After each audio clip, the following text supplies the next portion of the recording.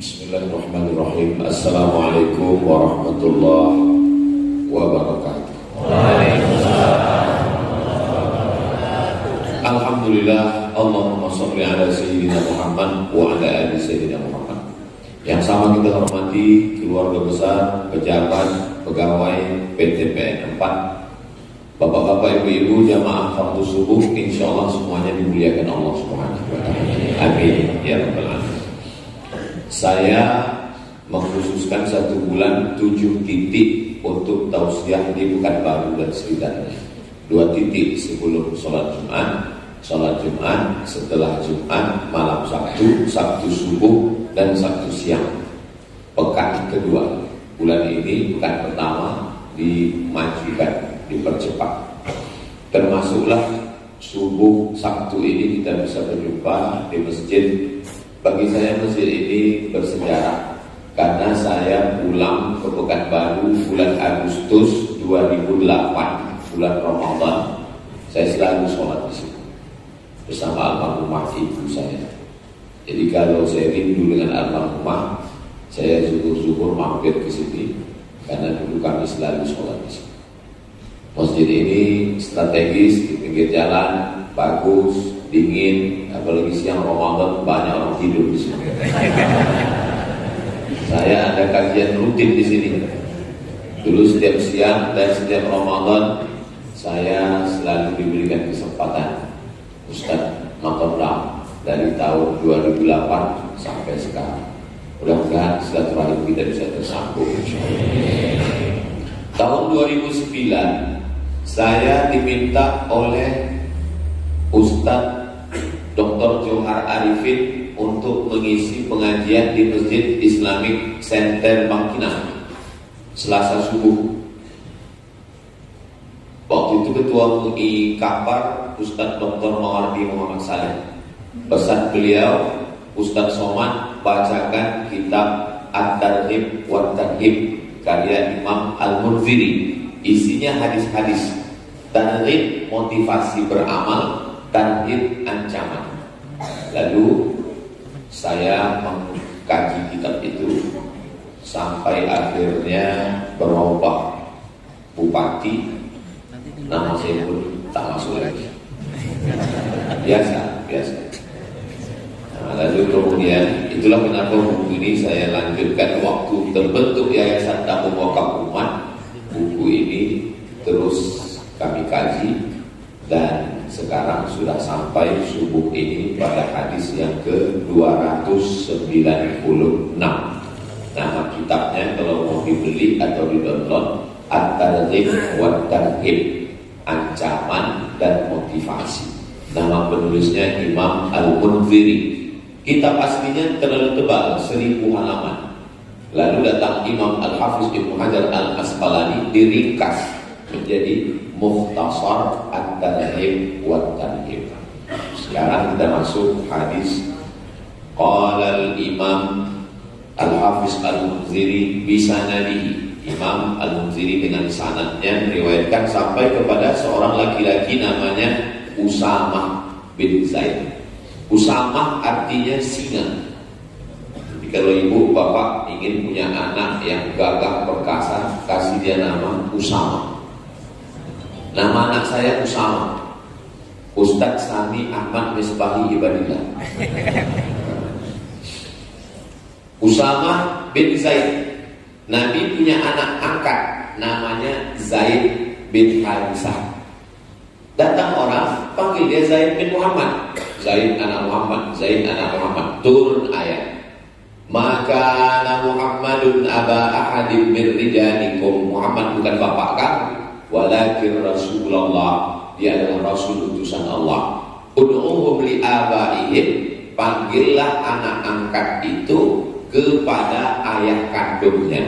Nah, jadi kalau ada bapak ibu mohon maaf punya anak adopsi, anak angkat, jangan dipakaikan di akte, di KTP-nya bin kita.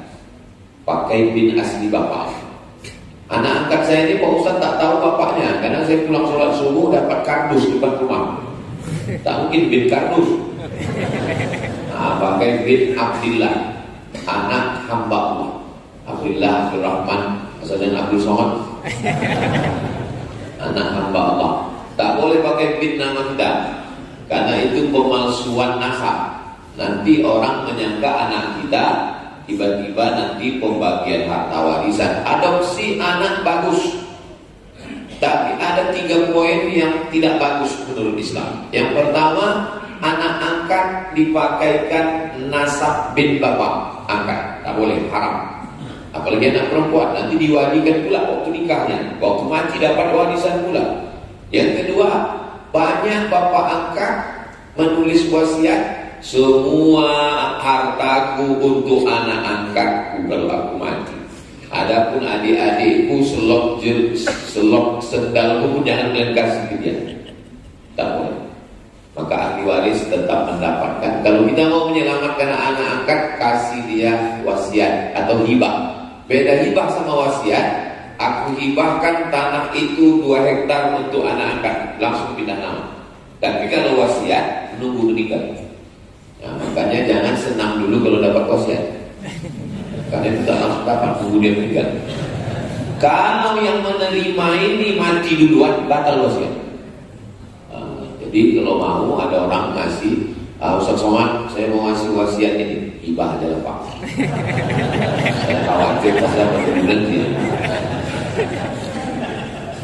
Yang ketiga yang berbahaya tentang masalah anak angkat ini adalah ketika anak angkat sudah menganggap macam ayah kandung, emak kandung, lalu di rumah dia membuka aurat. Kalau kebetulan anak angkat itu perempuan, maaf cakap, nampak betisnya, nampak lengannya, nampak rambutnya, padahal itu haram bagi ayah angkat.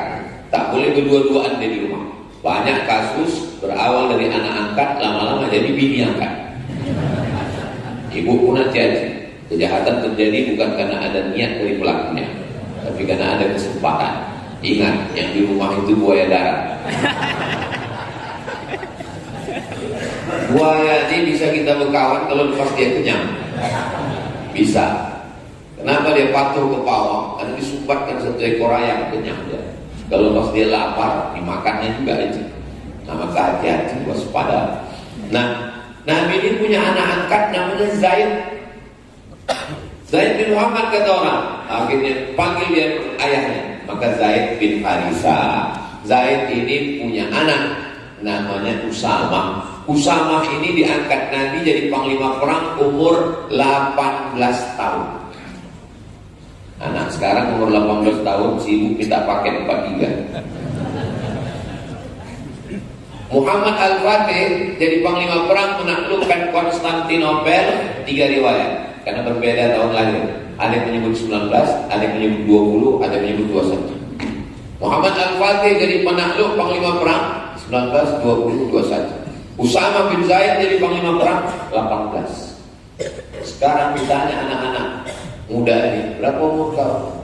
22. Apa yang sudah kau taklukkan? Hati dia. Nah, inilah yang meriwayatkan hadis ini namanya Usamah bin Zaid, cucu Nabi dari anak angkatnya Zaid bin Harithah radhiyallahu anhuma. Jadi kalau menyebut nama sahabat itu radhiyallahu anhu. Dulu kalau salat tarawih di sini, Al-Khalifatul Awwal Sayyiduna Abu Bakr As-Siddiq radhiyallahu anhu. Masih begitu lagi sama-sama. Karena sebagian masjid sudah tak boleh lagi bid'ah. Padahal itulah cara ulama Ahlus Sunnah untuk mempertahankan Ahlus Sunnah. Karena kalau tidak, Syiah melaknat semua sahabat. Abu Bakar laknat, Umar laknat. Makanya salah satu ciri masjid Ahlus Sunnah di kaligrafinya itu ada Abu Bakar, Umar, Utsman. Tak ada. Ada Utsman. Utsman. Abu Bakar. Untung ada. Tak ada, curiga juga kita dibikin. Begitulah cara ulama Ahlus Sunnah. Ditulis nama Abu Bakar dan dilanturkan. Al-Khalifatul Tsani Sayyiduna Umar ibn al-Khattab radhiyallahu doa laknat sanamai Quraisy, melaknat dua berhala Quraisy. Yang dia maksud dua berhala Quraisy, Abu Bakar dan Umar. Abu Bakar dan Umar itu setiap selesai sholat subuh dilaknat, Allahumma la'an sanamai Quraisy. Mudah-mudahan Allah menyelamatkan beliau Indonesia dari Syiah. Radhiyallahu anhu. Qala, dia berkata, qala Rasulullah SAW, Nabi bersabda, man suni'a ilaihi ma'rufun, siapa yang dikasih kebaikan, siapa yang dibuatkan kebaikan. Saya subuh ini dibuatkan kebaikan. Subuh tadi disambut, sampai ke dalam dikasih teh, minum, makan kue. Jamaah belum, saya udah lama saya dibuat tadi. Siapa yang dibuatkan kebaikan, maka gimana cara membalasnya? Faqala li fa'ilihi, maka ucapkanlah pada orang yang berbuat baik kepada kita itu ucapannya, jazakallahu khairan. Jaza Allah, jaza balas, ka engkau, jazaka membalas engkau Allah. Cara menerjemahnya, Allah membalas kebaikan engkau khairan, dengan kebaikan. Yang paling bagus dibalas yang sama. Siapa yang berbuat baik kepada kamu, balaslah. Kalau tidak sanggup membalas, doakanlah. Bagaimana cara mendoakannya? Jazakallah khairan. Kalau perempuan, jazakillah khairan. Kalau dua orang, jazakumallah khairan. Kalau banyak, jazakumullah khairan. Kalau ragu, tak usah bunyi. Kalau bunyi, apa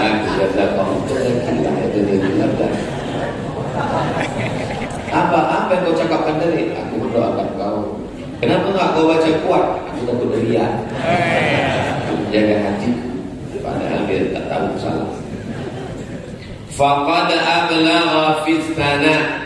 Siapa yang sudah mengucapkan jazakallahu khairan, faqad ablagha fi sana, maka dia sudah cukup untuk memberikan balasan dengan kata-kata pujian. Ini menunjukkan Islam ini agama yang merespon orang lain. Orang buat baik pada kita, jazakallahu khairan. Orang menawarkan sesuatu pada kita, barakallahu fiik. Lahir anaknya, barakallahu laka fil maulud wa syakartal wahid wa ruzikta birran wa balagha asyuddah. Datang kita acara nikah, barakallahu lakum wa baraka alaikum wa jama'a bainakum fi khair. Meninggal saudaranya, inna lillahi wa inna ilaihi raji'un. Bersin dia, yarhamukallah. Sekarang kita di zaman orang yang non responsif. Tak ada respon. Kasihnya kue, dia bilang enak pun tidak. Apa sekarang? Komunikasi orang sekarang sudah miskin respon. Duduk di kursi yang sama, di airport yang sama, menunggu pesawat yang sama, nasibnya sama karena sama-sama delay. La salam walakal. Duduk dan sudah. Pingsan yang satu ini bukan ditolong, dipoto pula. Ada orang pingsan, di komen sama yang lain, kesian. Mau dibawa kemana hubungan kita? Makanya Islam ini mengajarkan kita komunikasi yang baik. Kalau jumpa sama orang sama yang paling mulia. Jumpa saya dengan orang PTPN 4. Dulu ingat saya PTPN 5. Berubah jadi 4. Nah, macam eselon.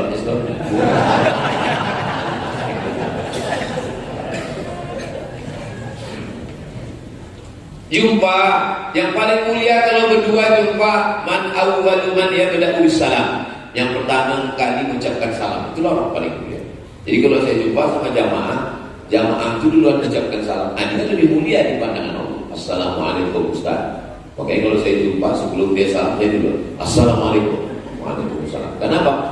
Karena banyak orang menganggap aku kan bos, aku kan pejabat, aku kan orang kaya. Ngapain duluan mengucapkan salam? Enak aja. Kalian yang mengucapkan salam ke saya. Dalam Islam, siapa yang merespon duluan? Macam mana waktu ketemu wajah cerah? La taqiranna minal ma'rufi syai'an. Jangan sepelekan perbuatan baik. Antal fa'afaka biwajhin talqin. Jumpa dengan orang wajahnya cerah. Jangan jumpa sama orang muka ditekuk macam jeruk purut dipijak gajah. Hancur. Ketika jumpa bersalaman, ma'amin muslimaini, dua orang muslim yang takyani berjumpa wa yatasafahani berjabat tangan, illa ghufira lahuma, diampunkan Allah dosa mereka berdua malam yatafarraqa, sebelum berpisah. Tahadu tahabbu, saling berbagi hadiahlah kamu, maka kamu akan berkasih sayang. Berbagi hadiah, tak bisa ngasih hadiah, mengucapkan terima kasih, syukran, dibalas dengan afwan. Diberi sesuatu kebaikan, mampu membalas, balas. Tak bisa membalas, jazakallahu khairan. Jazakallahu khairan. Jaza, membalas. Ka, engkau. Allah, Allah. Khairan, kebaikan. Semoga Allah membalas perbuatan baikmu ini dengan kebaikan. Ketika kita mendoakan saudara kita, Allah kirim malaikat. Apa kata malaikat? Amin walaka mithluh. Kabulkan doa orang ini, Allah membalas macam yang kau doakan untuk saudara. Ada 3 orang diundang ke istana raja. Datang raja, dikasih pulpen, pena. Kata yang satu, kok tahu gini gak datang aku tadi? Masa ke istana cuma dapat pulpen? Kata yang kedua, jadilah ada alat tulis daripada gak dapat sama sekali. Kata yang ketiga, aku bukan melihat penanya, yang kulihat adalah siapa yang memberi. Maka nanti ketika aku pergi ditanya orang, itu pena dari mana? Ini pena dari raja. Jadi kita kalau dikasih orang sesuatu, jangan kita tengok bendanya. Kalau macam ini banyak di pasar pagi Aleka. Begitu lamanya kita berkawan, inilah yang bisa kau kasih. Tapi yang kita tengok adalah respon dia sudah berbuat baik kepada kita, maka kita doakan dia, jazakallahu khairan. Wa fi riwayatin, dalam riwayat lain. Ini menunjukkan bahwa satu hadis itu banyak riwayat. Riwayat ini, riwayat ini, riwayat ini. Tak bisa kita mengatakan hanya satu riwayat. Dalam riwayat lain, man uliya ma'rufan, siapa yang diberi perbuatan baik, au usdiya ilaihi ma'rufan, siapa yang diserahkan suatu perbuatan baik. Lafaznya berbeda, maknanya sama, intinya ada orang buat baik sama kita. Berbuat baik kepada berbuat buruk jangan sekali. Jangan sekali itu maksudnya jangan lakukan. Banyak anak-anak sekarang tak paham. Berbuat baik kepada berbuat buruk jangan sekali. Maksudnya kita ulang berkali-kali, Pak Ustaz. Jangan sekali, maksudnya sekali itu jangan. Nahwahu atau seperti ini. Di mana hadis ini bisa kami dapatkan? Rawahu Tirmidzi. Hadis ini disebutkan oleh Imam Tirmidzi, nama kitabnya Sunan Tirmidzi. Wa qala, dia berkata, hasanun gharib. Hadis ini statusnya hasan. Berapa level hadis? Paling tinggi sahih, di bawah sahih hasan, di bawah hasan dhaif. Hadis sahih hasan dhaif. Tapi kada adanya hadis maudhu. Hadis maudhu bukan hadis. Hadis maudhu itu hadis palsu. Contoh hadis palsu, al-bazinjan syifa'un min kulli da', terong obat dari segala macam penyakit. Itu hadis palsu. Siapa yang membuat tukang jual terong? Dan laku. Wa saqata min ba'din nusakh. Hadis ini tidak terdapat di sebagian naskah. Wa rawahu Tabrani. Hadis ini diriwayatkan Imam Tabrani. Nama kitabnya Al-Mu'jam Al-Kabir. Fis Shaghir, dalam kitab Mu'jam As-Shaghir 3. Al-Mu'jam Al-Kabir, Al-Mu'jam As-Shaghir, yang pertengahan Al-Mu'jam Al-Awsat. Mukhtasaran, secara ringkas, tidak panjang. Idza qala ar-rajul, kalau ada orang yang berkata, jazakallahu khairan, Allah membalas kebaikanmu, faqad ablagha fi tsana, maka dia sudah cukup dalam memberikan balasan pujian kata-kata. Bisa membalas dengan yang sama, bagus. Tak bisa balas yang sama, ucapan. Tak bisa ucapan, senyuman. Senyum itu tak bisa, mati aja lah. Masa serendah itu tak bisa kita membalas perbuatan kebaikan orang. Itu hadis 296. Saya menyampaikan hadisnya setengah jam, setengah 6 sampai jam 6. Dari jam 6 ke setengah 7 saya jawab beberapa pertanyaan yang masuk. Nanti pas setengah 7 kita sholat sunat isyraq 2 rakaat masing-masing. Usolli sunnatal isyraq raka'ataini lillahi. Waktu Bapak Ibu sedang sholat sunat isyraq, disitulah saya pulang diam-diam. Kalau tak gitu Pak, saya pulang. Man sholat subha fi jama'atin, siapa yang sholat subuh berjamaah, summa qa'ada yadhkurullah, duduk berzikir dengan Allah, majlis.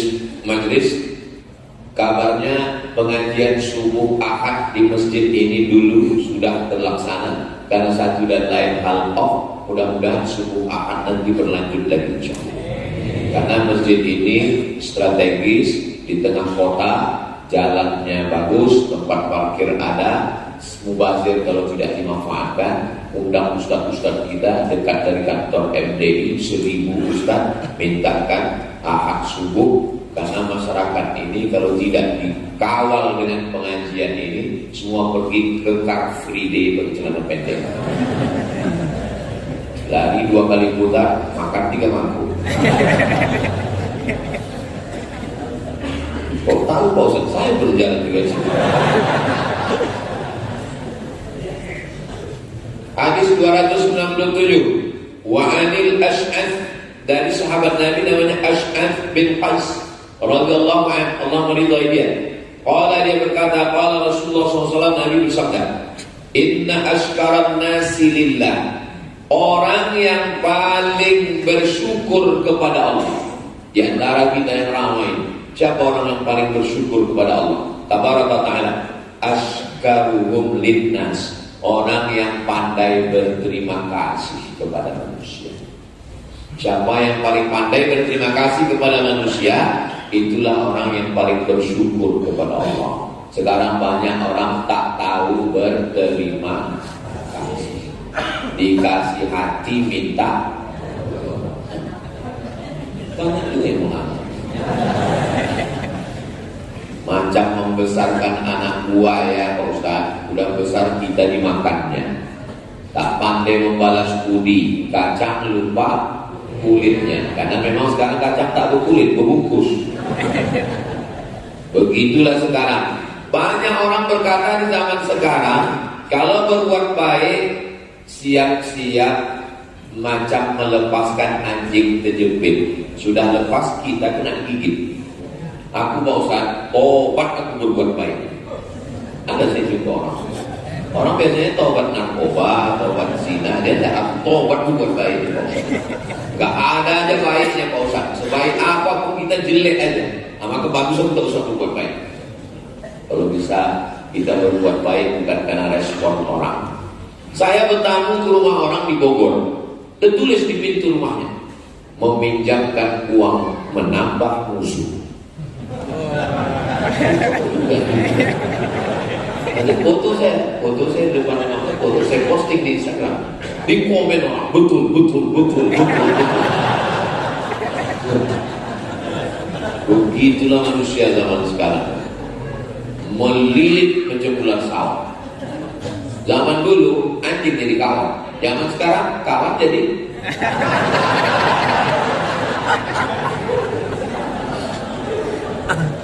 siapa orang yang paling bersyukur kepada Allah? Bukan orang yang mengatakan alhamdulillah. Bukan itu orang yang paling bersyukur. Orang yang pandai berterima kasih kepada manusia. Aku terima kasih banyak ya Pak, terima kasih banyak. Inilah orang yang paling bersyukur kepada Allah. Kalau kita banyak terima kasih kepada manusia. Gimana cara kita berterima kasih? Ya, macam mana cara berterima kasih? Lain padang, lain belanang, lain lubuk, lain ikatnya, lain adat, lain tradisinya. Macam-macam tradisi orang. Kami mau mengucapkan terima kasih sama Pak Ustaz, kata mereka. Lain daerah itu lain cara dia mengungkapkan terima kasihnya. Pergi saya ke Aceh. Di Aceh itu cara orang Aceh berterima kasih karena Ustaz sudah mau datang. Dibuat acara, didudukkan saya di pelaminan. Saya sangka mau akad lagi. Habis itu diambil mereka daun-daun kayu diikat, diambilkan, dicucukkan, disiramkan. Namanya pesejuk. Duduk ya Ustaz, kami mau buat pesejuk dulu. Nah dulu saya siramkan mereka. Oh begini cara orang Aceh itu, terima kasih. Ada kulit kuning. Semua yang salaman itu menyuapkan kulit. Hujan memang. Oh begitu cara. Nah, di Pulau Sumatera ini, habis dari Aceh turun ke bumi Minangkabau, lain pula cara orang Minang ini menyambut. Sambut saya ting ting ting ting ting ting ting ting ting ting, kosong tadi sih. Rupanya gulanya di dalam. Ustadz Abdul Somad tipe Kabumi Minangkabau bukanlah Ustadz luanan diundang. Inyo adalah anak kemanakan awak nan dirantau pulang kembali ibarat air lawi nan suri kadare. Nyo pulang balik ke pantai ke Tampek nenek mamanya. Disambut dibawakan orang tulang tembak sirih. Ke saya duluan. Saya ambil sirih dari satu, saya punya. Baru berbisi Pak Bupati, Pak Ustaz, sikit aja disebut. Awal sempat masuk. Oh begitu cara orang Minangkabau. Terbang ke Kalimantan.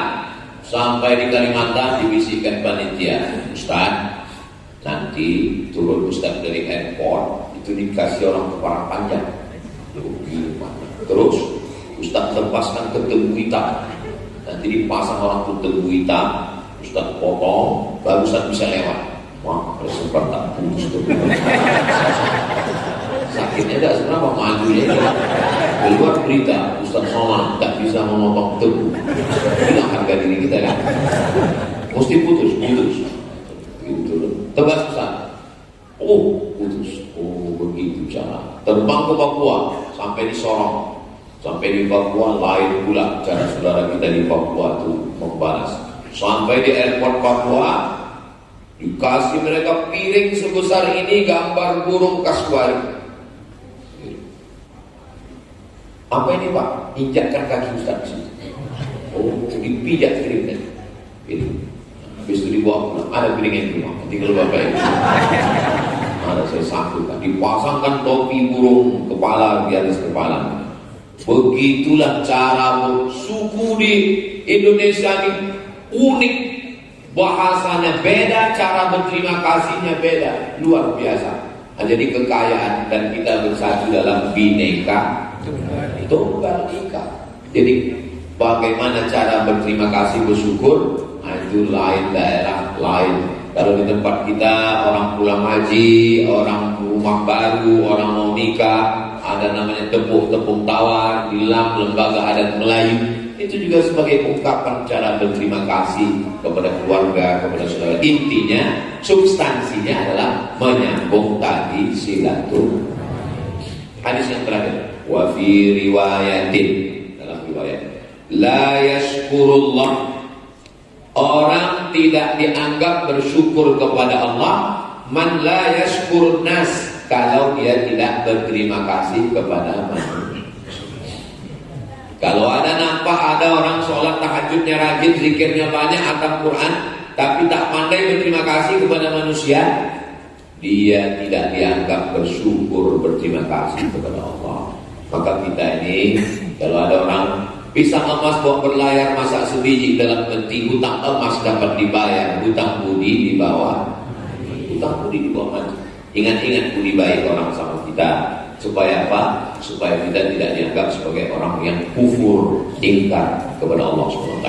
Hadis ini rawahu Ahmad, diriwayatkan oleh Imam Ahmad. Kalau disebut dalam hadis Ahmad, itu maksudnya Imam Ahmad bin Hanbal, imam yang keempat.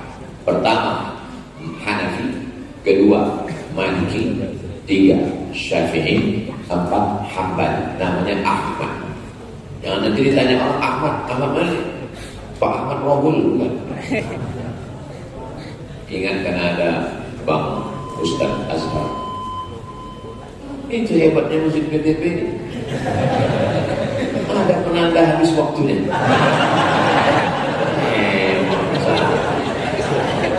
Kadang jamaah ini risau, kapan lah Ustaz ini selesai? Tapi kok di sini asal berbunyi selesai. Mohon maaf Ustaz. Ada masjid di Harapan Raya, belok kiri. Itu dipasang orang tuh lampu 3, hijau, kuning, merah. Saya sangka meja ini bekas Dewan Hakim MTQ. Jadi saya tanya pengurus, Pak, ini meja Dewan Hakim, bukan Pak Ustaz. Karena beberapa Ustaz ini tak tahu dia berhenti ceramah. Asal lewat sedikit hidup kuning, asal udah habis waktu hidup merah. Pas saya di situ tak hidup. Pertanyaan kenapa gak pernah hidup kan? Segan kan sama saya. Saya juga segan. Alhamdulillah. Sebagaimana janji saya sampai jam 6 lewat 5. Nah, sekarang saya jawab beberapa pertanyaan ini. Saya di mana-mana bertanya itu memang saya minta pakai kertas. Kenapa? Karena banyak orang mendapat mikrofon ini dia pula ceramah jadinya. Tahu kemana-mana cerita. Yang kedua, kalau dapat saya pertanyaan begini, pas nampak saya yang agak-agak sulit, saya lewatkan. Jadi tak nampak bodoh saya. Tips juga itu. Makanya banyak orang, Ustaz Somad itu hebat sekali gitu. Setiap pertanyaan itu dia tak tahu yang tak bisa saya. Ini rahasia ini saya buka cuma di PTP. Tempat lain mana saya buka kan kelemahan saya. Nah sekarang kita jawab pertanyaan-pertanyaan. Begitulah seriusnya jamaah mengetikkannya, memperinkannya. Memang orang niat mau belajar, tiba-tiba kita sepelekan tak kita jawab, cuma sakit hati dia. Jadi begini Pak Ustaz, belum apa-apa udah jadi begini. Tak ada salah-salah, jadi begini ya. Jadi gini, aku udah nikah dari, aku pula. Kalau kita dulu sama Ustaz itu saya, sekarang dia pegang. Orang sekarang ini kasar perasaan. Aku udah nikah Desember 2019. Selama 4,5 tahun ini masih tinggal sama orang tua. Kalau bisa kalian jangan nikah. Jangan nikah. Jangan tinggal sama orang tua dan mertua. Habis nikah itu carilah rumah-rumah kontrak. Ustaz ngomong aja enak aja gitu, mentang Ustaz kan nggak pernah kontrak. Saya kontrak dulu di sini. Itu ada rumah petak. Saya pulang Agustus, September, Oktober rumah saya belum siap di Sukakarya. Dia tinggal rumah petak. Saya bawa keponakan saya, istri saya lewat sini. Di sinilah kontrak sama almarhumah emak. Jadi kontrak itu tidak dihina. Jadi nikah jangan, karena kalau di rumah nanti kalian akan didikte, tak tahan, macam Tom and Jerry dia. Jadi usahakan bilang sama dia, aku bukan tak sayang dengan kalian mak ya, tapi izinkan kami mandiri, kami mau kontrak sana, izinkan kami. Jadi belanja kemana? Belanja kirim juga lah. Nah, supaya bisa kalian hidup. Akhirnya bulan Juli 2024 saya beli rumah KPR subsidi take over, masih sisa 5 tahun lagi. Sebenarnya saya juga nggak mau ambil rumah yang masih ada utang ke bank, takut riba. Tapi keadaannya bikin saya dan suami akhirnya ambil rumah itu dan udah saya tempati juga. Saya juga berniat buat nabung dan cepat-cepat lunasi utang di banknya. Terus masalahnya sekarang saya kadang overthinking. Saya takut Allah cabut keberkahan di hidup saya gara-gara utang bank ini. Saya takut terputus dari Nabi Muhammad karena dosa riba ini. Saya minta nasihatnya. Akad jual belinya sah, bukan batal, bukan fasid. Lalu bagaimana solusinya? Kalau ada aset yang bisa dijual untuk menutupi utang ini, tanya ke bank. Ini kan 5 tahun lagi, ya bisa tak kubuk ini? Kata dia bisa, tutup kan bisa. Nah, ada yang bisa dijual, entah petak tanah, entah apa, tutupkan ini bisa. Tak bisa Pak Ustaz. Kalau saya tutupkan sana meledak terus gimana kan? Meletup satu ini meletup semua. Cicil aja sampai lunas. Cicil sampai lunas, akan jual belinya sah. Bagi yang belum, jangan transaksi riba. Bagi yang sudah cicil sampai lunas, kok ada yang bisa dibook semakin cepat lebih baik. Macam mana ini kalau aku buat 2 tahun aja? Bisa, tapi tingkatkan bayarannya. Aku buat 2 tahun. Macam mana sekali? Bisa, tutup sekian juta, tutup. Tak bisa, tetap ikuti sampai lunas selesai. Jangan buka lagi riba. Beralih ke bank syariah, BRK syariah, Bank Riau Kepri syariah. Kita orang Riau, tinggal di Riau, pakailah, hidupkanlah bank syariah. Kita BRK Perjuangan orang Riau sudah 100% syariah. 3 bank di Indonesia ini BPD-nya yang syariah. Yang pertama Bank NTB, yang kedua Bank Aceh, yang ketiga Bank Riau Kepri. Bangga tidak bangga jadi orang Riau? Beralihlah ke Bank Riau Kepri. Jangan lagi pakai bank konvensional.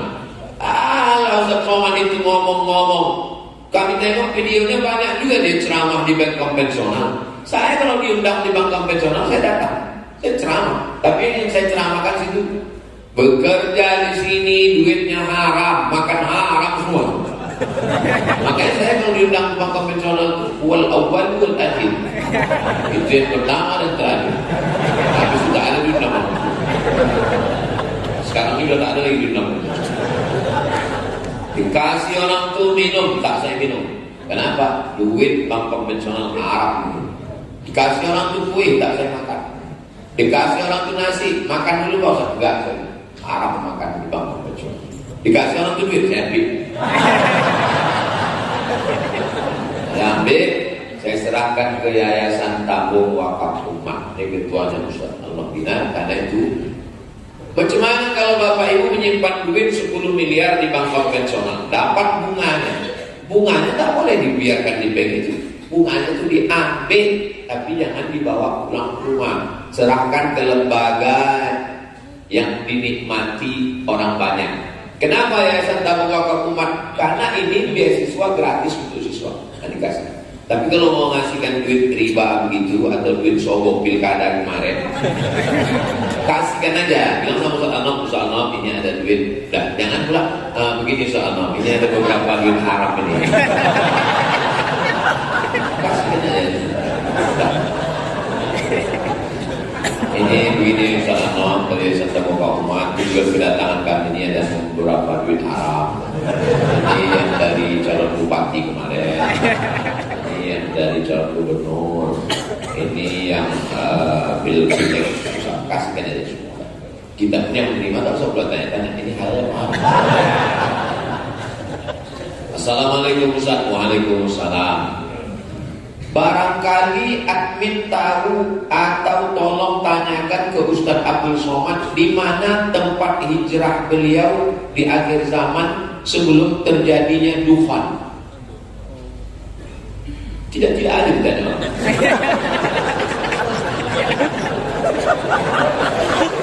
Turun dufan itu asap. Begitu turun dufan asap, semua orang baik-baik di dunia ini meninggal. Jadi kita insya Allah selamat dari huru hara hari kiamat. Karena sebelum salam Sahih Muslim 5, Allahumma inni a'udzubika min adzabi jahannam wa min adzabil qabri wa min fitnatil mahya, selamat, wa min fitnatil wal mamat wa min syarri fitnatil masiihid dajjal. Jadi kita insya Allah kalau beriman beramal soleh tak merasakan huru hara hari kiamat. Kita sudah turun awan dingin itu kita mati semua. Terus husnul khatimah. Ustaz mau hijrah kemana? Saya tetap sih. Saya tetap di Rimbo Panjang, tidak akan hijrah kemana-mana sampai mati saya. Waktu saya lulus PNS dosen 2008 bulan November, lulus saya dosen. Di tahun yang sama saya diterima di Pupus, College University Perguruan Agama Bandar Seri Begawan, Brunei Darussalam. Saya tanya, Mak, aku dua pilihan. Aku jadi dosen di UIN atau aku jadi dosen di Brunei. Apa kata Mak? Hujan emas di negeri orang, hujan batu di negeri kita lebih bagus lagi di kampung kita. Kau tetap di Riau, memang betul batu terus. Kita menjaga.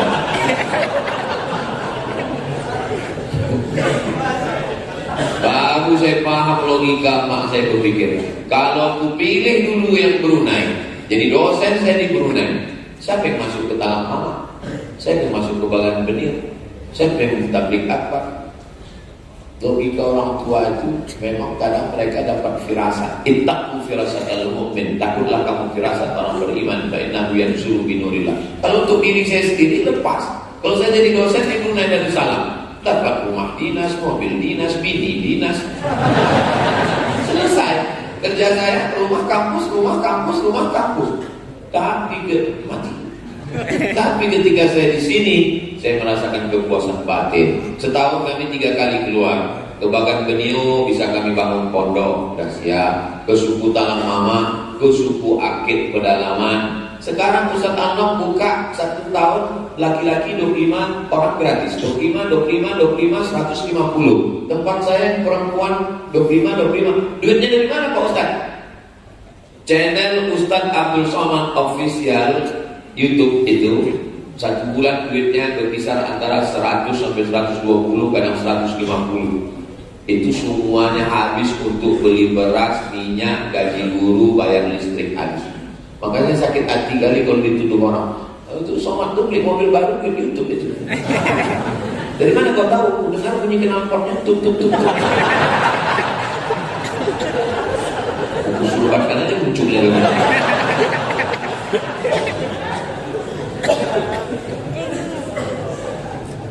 Datanglah ke pondok itu, tengok, tanya adminnya dari mana dia dapat duit. Nah, maka bapak ibu nanti pulang dari sini lewat jembatan Leton terus ke Simpang Bingung. Sampai di Simpang Bingung jangan bingung-bingung lagi, belok langsung ke kiri sebelum TPU Kopit, sebelum makam Ustadz dan Zulkarnain, ada sebelah kanan pesantren Nurul Azhar. Semua tamu-tamu yang kami bawa ke situ, baru lewat gerbangnya nengok tembok dindingnya, baru nengok gedungnya dari jauh, udah macam menengok kucing Angora. Ada satu bapak orang kaya belum masuk ke dalam, baru nengok pagarnya. Apa kata dia? Aku senang kali nengok pondok ini. Ambil tanah saya 2 hektar di sana. Dapat lagi. Itulah kampus 2 yang sedang dibangun. Pulang dari sini kamu buat video endorsement.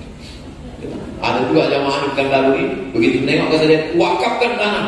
Tanah siapa Pak? Enggak tahu. Bangkitkan semangat.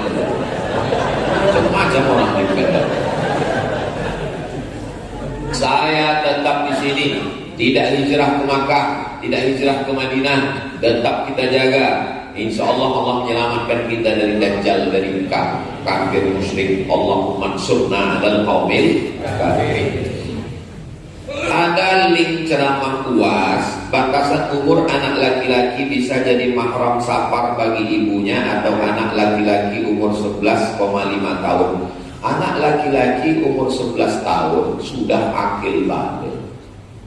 Asal dia sudah mimpi, maka akil balik. Perempuan secara umum 9 tahun sudah maaf cakap menstruasi, sudah bisa jadi mahram ibunya safar. Kalau ada link ceramah UAS, bantu infokan. Kalau ada, bagi saya sudah tahu admin, ada anak masih 10 tahun berlebih pintar dan cerdas dari anak yang sudah balik.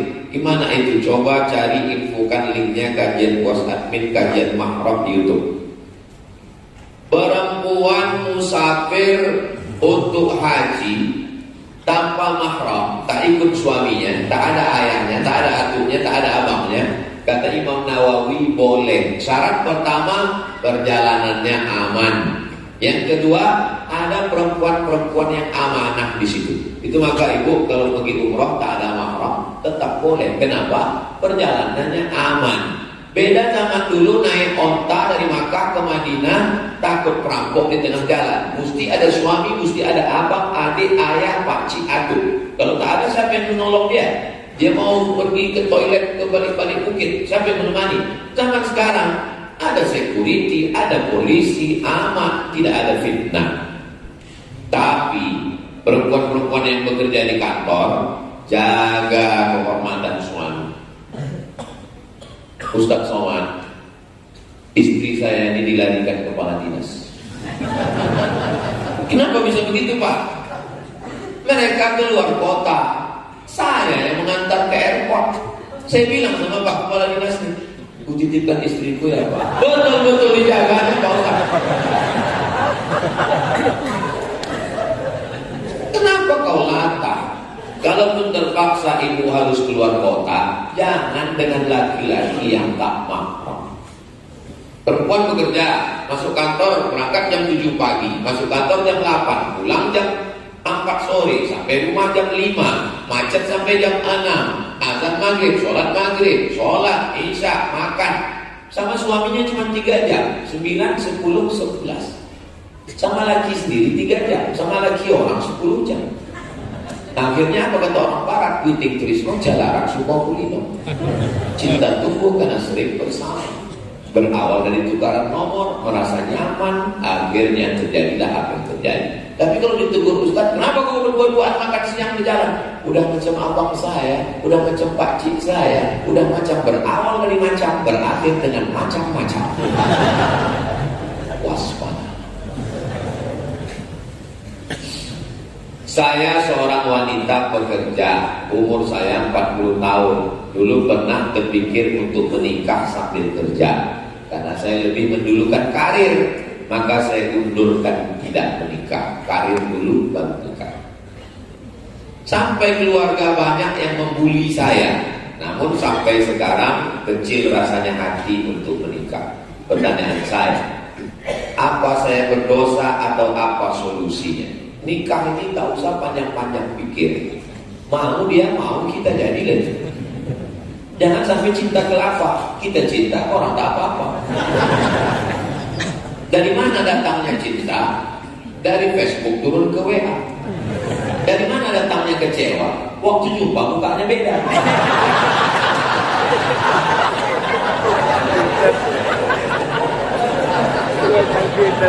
Asal mau dia menerima kita, jangan diawali dari pembohongan.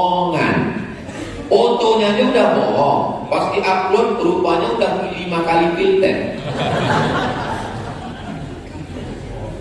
Setelah berjumpa perempuan ini masalahnya perempuan ini. Udah diciptakan Allah bagus, alis ini melengkung. Diluruskan.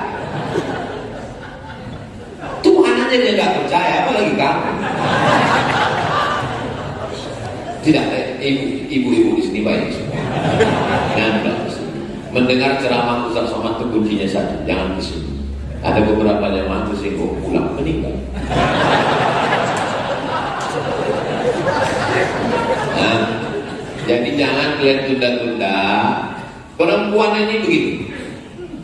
Dia masuk kantor jam 8, ya kan? Nunggu busway di jalan.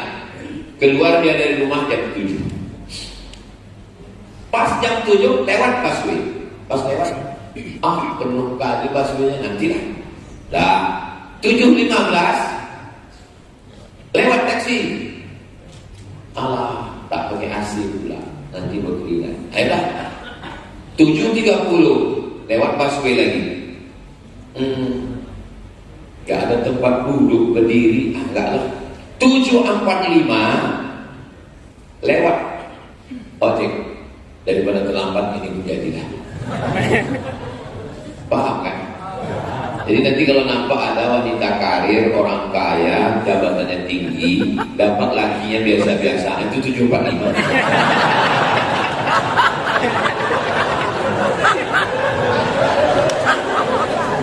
Jangan banyak pilih. Pilih tubuh dan pilih bokol. Terangkat ketawa ini.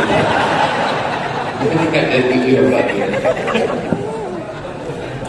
Jadi perempuan, kalian macam bunga. Yang sakit hati adik-adik, perempuan ini macam bunga. Bunga ini tabiatnya macam mana? Kuntum, mekar, kembang, harum, lain.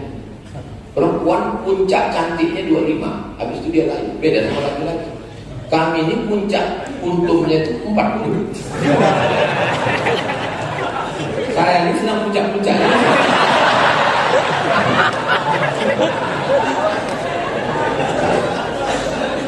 Makanya kalian jangan pilih-pilih. Anak tilap karir dulu lah, S2 dulu lah, S3 dulu lah.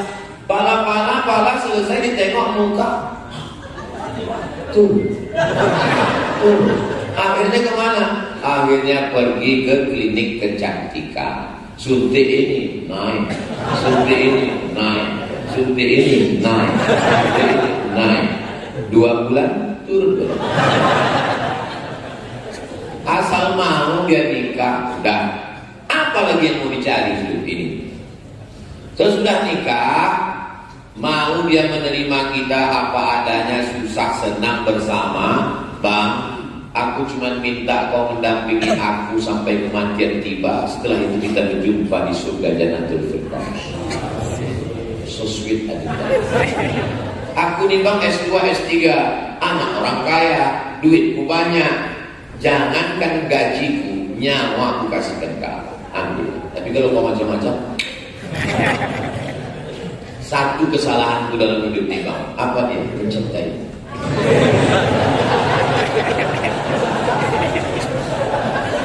Tak kenapa kita kalau di masjid PTP-nya ada romantis saja. Saya ada niat poligami.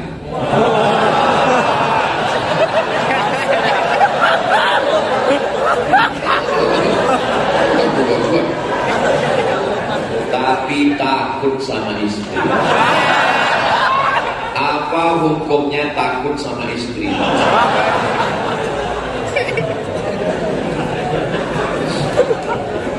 Orang yang takut sama istri sampai bercakap pun tak berani. Jadi kawan saya bertamulah ke rumah. Kawan-kawan kami juga bertamu. Mohon maaf ya, mohon maaf. Dinaikkan ya kakinya waktu di rumah kawan itu dinaikkan. Biasalah kita berkawan kan. Nah, yang main foto ya. Dan langsung datang kawan dia bilang, takut nampak pipi. Takut nampak pipi, tak boleh kamu itu menaikkan kaki kan.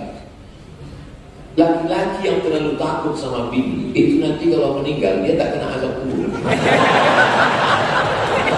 Karena pas mau diazab malaikat, kata malaikat, nanti gak bisa kita azab, azab kan.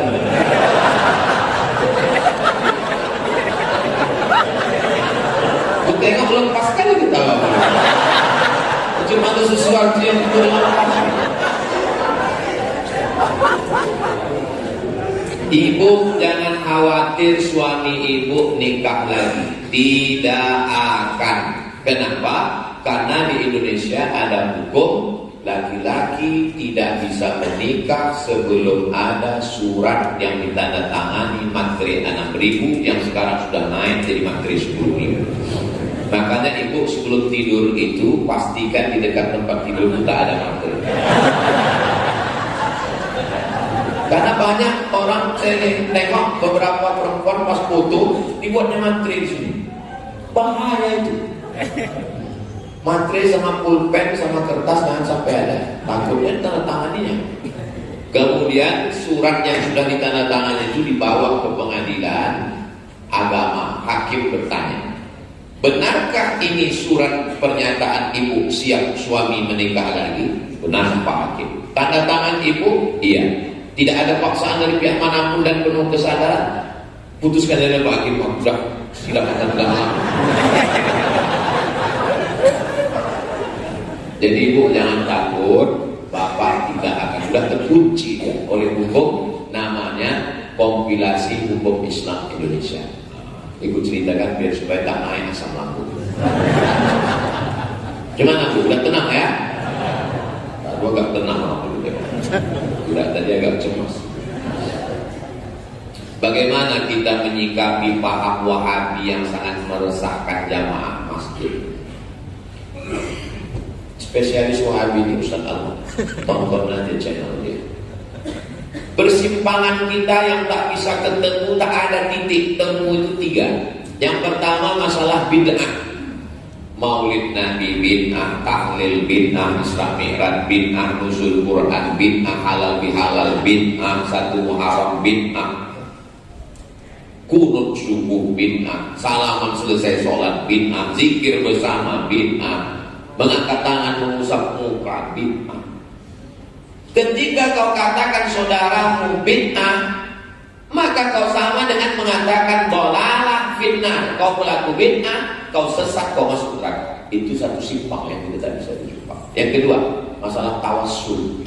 Saya kalau berdoa tawassul saya 10.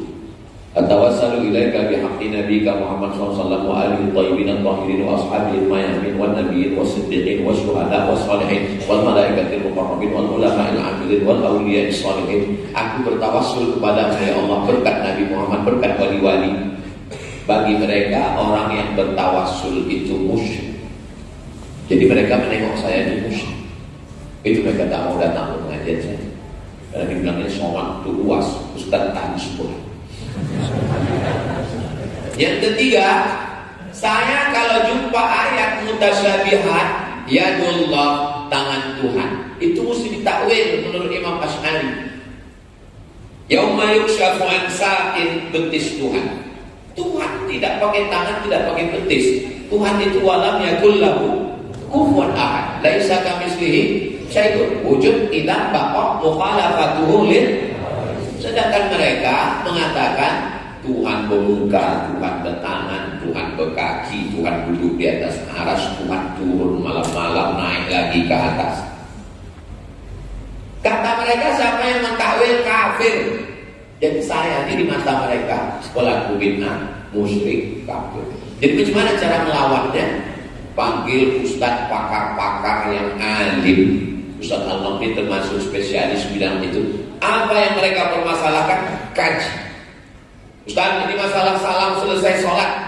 Nanti Ustaz Al-Naqi akan menjelaskan. Menurut Imam Nawawi, kalau tadi sebelum ke masjid gak ada salaman, selesai sholat baru salaman, hukumnya sunnah. Kalau tadi di luar sudah salaman, selesai sholat salaman, maka mubah.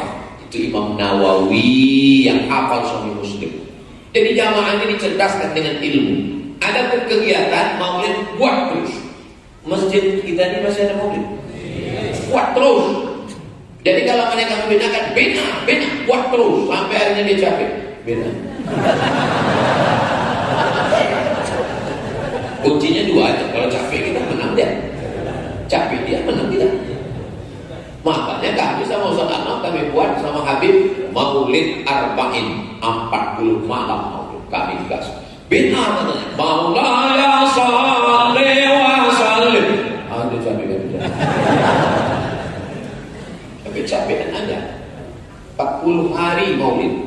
Ada yang lebih hebat lagi maulid Aceh. Saya tanya, berapa hari kalian maulid? 9 hari, 90 hari bosan. Di Aceh maulid 3 bulan. Satu hari itu 3 kali, pagi sekali, siang sekali, malam sekali. Oh gitulah orang Aceh. Mana mempan wahabi di Aceh? Capek deh. Bin tak sampai ya? Bin tak sampai dulu. Semua yang terjadi di dunia ini karena kehendak Allah. Iya tak? Ada rupanya yang terjadi di dunia ini di luar dari kehendak Allah. Wala tataharrakul dzarratu illa biiznillah. Sebiji sawi pun tak bergerak kalau tidak atas izin Allah. Saya menggerakkan tangan saya mendekatkan gelas ke dekat karena kuasa. Gara-gara inilah nanti orang banyak sesat. Pulang mahasiswa dari Pekanbaru ke rumah hamil gara-gara pacaran. Pas ditanya, kenapa kau gunting? Ini kehendak Allah. Pulang anak semester 14 tak lulus. Berapa IP kau? 2,5. Kok lama kali kuliah? Ini kehendak Allah. Semua terjadi kehendak Allah. Semua terjadi atas izin Allah. Tapi ada yang Allah ridho dan ada yang Allah jelas. Ini kalau tak masak tauhidnya begini bisa syirik. Kalau kau katakan itu perbuatan engkau, lalu apa makna la haula wala quwata illa billah? Tapi ada Allah ridho, ada Allah mungkar. Ini air Zam-Zam, ini khamar. Allah kasih mata, tengok baik-baik. ini khamar, ini zam-zam. Dengar baik-baik. Apa kata Ustaz? Innamal khamru khamar wal maisir judi wal ansab nyembelih binatang tunggal wal azlam mengundi nasib rijsun najis min amal syaitan perbuatan setan kan itu jauh. Tengok baik, dengar baik, pikir baik, jauh. Dengan penuh kesadaran minum khamar. Ditanya, kenapa kau minum khamar? Tak bergerak botol kalau tidak atas izin Allah. Apa cocoknya? Pukul kan botol itu khamar. Terus ditanya, kenapa kau pukul aku? Ini pun atas izin Allah.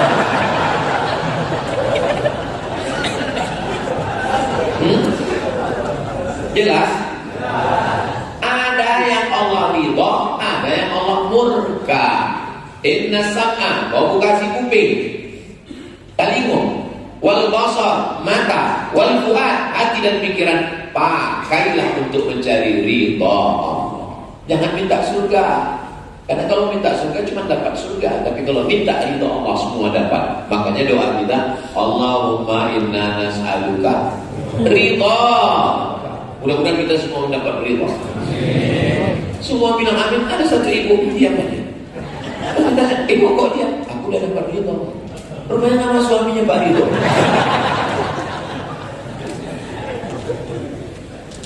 Apakah perbuatan dosa juga adalah takdir kehendak Allah?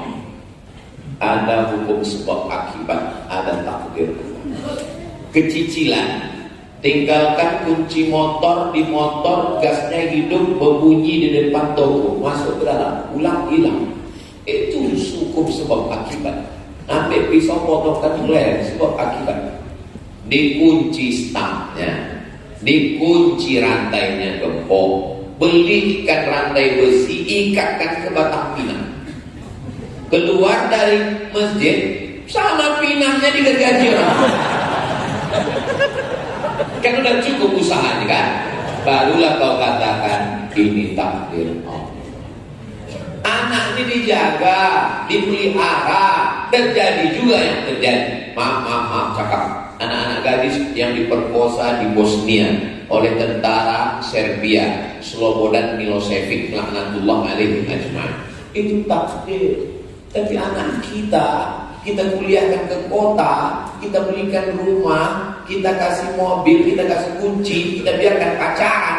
Setelah dia hamil, kita bilang itu takdir. Itu kejahatan. Maka tinggalkan di situ orang yang mengawal. Kalau takut khawatir, tak usah jauh-jauh sampai ke Jakarta, ke Bandung, cukup di Pekanbaru biar bisa ditengok pakcik, nenek, mama, datuk semuanya. Kenapa? Karena ada usaha dan ikhtiar. Ada takdir yang kita tak bisa memilih. Menjadi orang Riau, lahir di Riau, menjadi orang Melayu, menjadi orang Bugis, menjadi orang Mandailing, menjadi orang Cina, menjadi orang Keling. Itu takdir yang tak bisa ditolak. Maka tak boleh kita ejek orang karena sukunya. Karena dulu tidak ada malaikat ngasih dia multiple choice. Oh, mau jadi orang apa? Arab, Batak, Cina. Tak boleh kita ejek. Tapi masalah baik dan buruk Allah kasih kita pilihan. Walladzina amanu wa 'amilus shalihati ulaika ashabul jannah walladzina kafaru wa kadzdzabu bi ayatina ulaika ashabun nar. Apa kata orang tua-tua kita? Tepuk dada, tanya selera. Itu berharap nafsu. Tepuk dada, tanya iman. Subuh ini kita dengan segenap kemampuan setel jam 4 tahun, mandi bersih, datang ke masjid. Kita pilihan. Mau tidur sampai jam 8 bisa. Semuanya terjadi atas kuasa Allah. Tapi ada Allah ridho, ada Allah murka. Apa dalil mencuci tapak kaki ibu dan meminum airnya? Ya Rasulullah, aku mau ikut perang. Karena kalau aku mati perang, aku masuk surga. Kata Nabi, alaka min ummin, mak kau masih hidup? Kata dia, ada di rumah. Kata Nabi, ilzam rijlaiha fathamal jannah. Kau urus tapak kakinya, maka kau dapat surga. Maksud Nabi mengurus tapak kakinya itu maksudnya kata-kata kiasan. Urus tapak kakinya maksudnya kasih dia belanja, kasih dia makan, senangkan hati. Banyak orang sekarang pas mau tes P3K diminumnya air Kalau sudah menang, duit gajinya dikasihnya ke bininya. Emaknya seperak tidak dapat. Ini terjebak pada ritual. Maksud kau urus tapak kakinya, kau muliakan dia, kau menangkan hatinya. Adapun meminum air tapak kaki, saya tak pernah minum air tapak kaki maksudnya. Tapi saya senangkan hatinya. Saya buatkan yayasan, pendidikan. Sampai sekarang sejak saya meninggal 2019, 18 Maret sampai sekarang 4 tahun. Tak putus 300 paket tiap bulan. Satu paket isinya beras 10 kilo, minyak 1 kilo, gula 1 kilo, sarden, roti, susu saset. Karena itu makanan dia dulu untuk sedekah dulu. 4 tahun tak putus. Ini ada orang minum air kaki mak sekali tak pernah sedekah.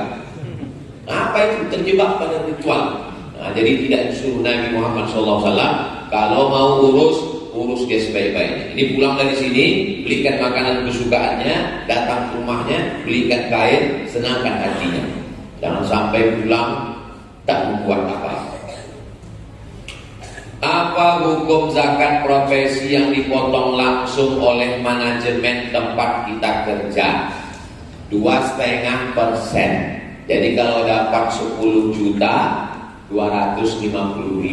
Apakah gaji saja atau semua? Gabungkan semua. Uang simpak, uang sikut, uang tunjang, uang sundul, uang tanduk, SPPD, keluar kota, uang tunjangan, uang senyum. Ada kantor senyum sedikit keluar duit. Keluarkan 2,5%. Lalu pegawai DM atas mau supaya tertib zakat, potong atas. Potong atas. Bagus. Bupati, wali kota, general manager, perusahaan, direktur, supaya selamat jamaah ini tidak makan haram. Makan haram gara-gara makan zakat, potong atas 2,5%. Tapi Pak Ustaz, kalau potong atas, kami kan berzakat juga kepada tetangga kami, keluarga kami. Gimana caranya? Tulis nama-nama keluarga itu, bawa ke ketua, ke pejabat, ke Basnas, bilang sama dia, saya ada tanggungan nih. Kalian kalau mau potong gaji saya, ini mesti dapat juga. Karena waktu saya sosialisasi di Kabupaten Kampar, ada satu pegawai bilang, saya nggak mau bayar. Karena kalau saya bayar, siapa yang nanti dapat tetangga saya, keluarga saya? Lalu datang Pak Ketua Basnas nanya, berapa kau kasih tetanggamu itu? Sebulan saya kasih 100.000, serahkan ke kami, saya kasih 500. Nah iya Pak, gitu. Nah, jadi lapor ke Basnas. UPZ, Unit Pengumpulan Zakat. Jadi PTPN 4 buka UPZ, datangi Ustadz yang ada di Basnas Provinsi, buka unit, nanti kumpulkan, serahkan ke Basnas, nanti Basnas akan membalikkan lagi sesuai keperluan.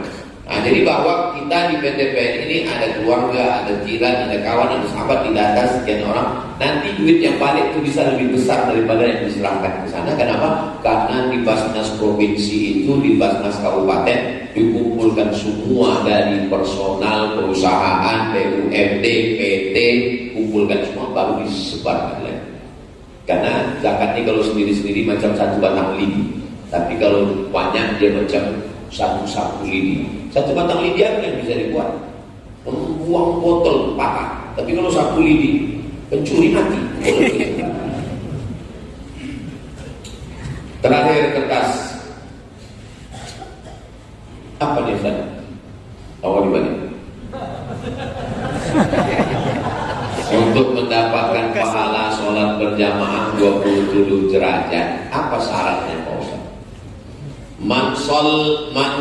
Sholatul jamaati tafdulu sholatal fardhi bi 27 derajat. Sholat berjamaah lebih utama daripada sholat sendirian 27 derajat. Datang ke masjid, ikut sama imam sholat berjamaah dari takbiratul ihram sampai salam, maka dapat 27 derajat. Istiqomah selama setahun berarti dapat tambahan umur 27 tahun.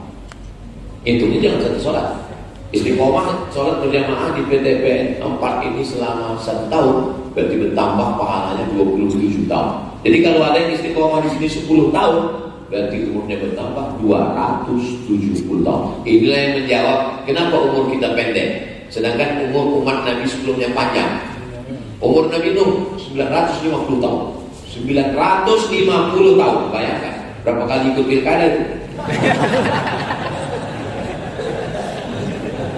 Apakah umur kita bisa melewati itu? Bisa. Dengan cara apa? Kelipatan amal. Nah, itu makanya kalau mau istiqomah, apa bisa orang istiqomah sholat berjamaah 10 tahun? Saya pergi ke Palembang, meresmikan masjid, datang Habib Mahdi Ustaz Somad, tengok itu ya, itu bapak itu tak tinggal sholat berjamaah 40 tahun. 270 kalah umat Nabi. Jadi kalau ada yang mengatakan umur kita pendek, amal kita pendek, tidak. Amal kita lebih banyak daripada amal umat Nabi sebelumnya, karena kelipatan yang diberikan oleh Allah kepada khusus umat Nabi Muhammad Sallallahu Alaihi Wasallam. Termasuklah subuh ini, sholat subuh berjamaah, duduk berzikir dengan Allah sampai terbit matahari, sholat sunat isyraq 2 rakaat, dapat pahala macam haji dan umrah. Hadisnya sahih atau tak sahih Pak Ustaz? Hadisnya ada dalam Sunan Tirmidzi, hadisun hasan. Maka kita sholat sunat isyraq, usolli sunat al-isyraq, pakai pak. Kalau pakai kap isyraq syirik, nauzubillah. Usolli sunat al-isyraq raka'ataini lillah ta'ala. Ayatnya Pak Ustaz? Ya, ayat yang lama juga lah, Allah apa lagi. Macam hafal Quran aja bisa waktu tak bisa kulhu habis itu al-falaq. Saya Pak Ustaz kulhu itu cuma bisa kulhu pertama, kulhu juga kedua. Boleh baca ayat sunnah, habis itu doa kepada Allah, minta rezeki, minta keluarga sakinah, minta minta. Saya nih Pak Ustaz tolong doakan Pak Ustaz.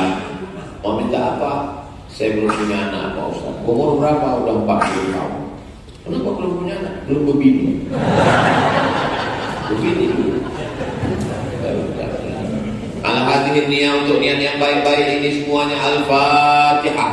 A'udzubillahi minasyaitonir rajim. Bismillahirrahmanirrahim. Alhamdulillahirabbil alamin. Ar-Rahmanir-Rahim. Maliki yaumiddin. Iyyaka na'budu wa iyyaka nasta'in. Ihdinas siratal mustaqim. Shiratal ladzina an'amta 'alaihim ghairil maghdubi 'alaihim waladdallin. Amin. Allahumma shalli 'ala sayyidina Muhammad wa 'ala ali sayyidina Muhammad. Assalamu alayka ya Rasulullah. La tada'lana dzamban illa ghafartah. Pulang kami dari majelis ilmu ini dalam keadaan bersih dari dosa-dosa. Wala dainan illa qadaitah. Tolong kami lepas dari hutang piutang riba. Wala maridan illa syafaitah. Ada di antara kami yang sakit, angkat penyakitnya, sehatkan ya Allah. Wala mayyitan illa rahimtah. Yang sudah meninggal dunia, lapangkan kuburnya. Wala aiban illa satartah. Segala aib cacat kami tutupilah ya Allah. Wala musafiran illa wasaltah. Yang musafir sampaikan ke tujuan dengan selamat. Wala mumtahinan illa najahta. Yang ujian luluskan dengan nilai terbaik. Wala hajatan min hawaiji dunia. Wala azibat illa zawajatah. Yang belum menikah jumpakan dengan jodoh yang baik-baik. Wala raghiban illa ajabtah. Yang belum ada anak keturunan, berikan keturunan yang soleh dan solehah, hafal Quran, mujahid fisabilillah. Wala hajatan min hawaiji dunia wal akhirati la tarida wala nafiha salah. Segala hajat dunia, hajat akhirat baik bagi kami dan engkau ridha, maka tunaikanlah ya Allah.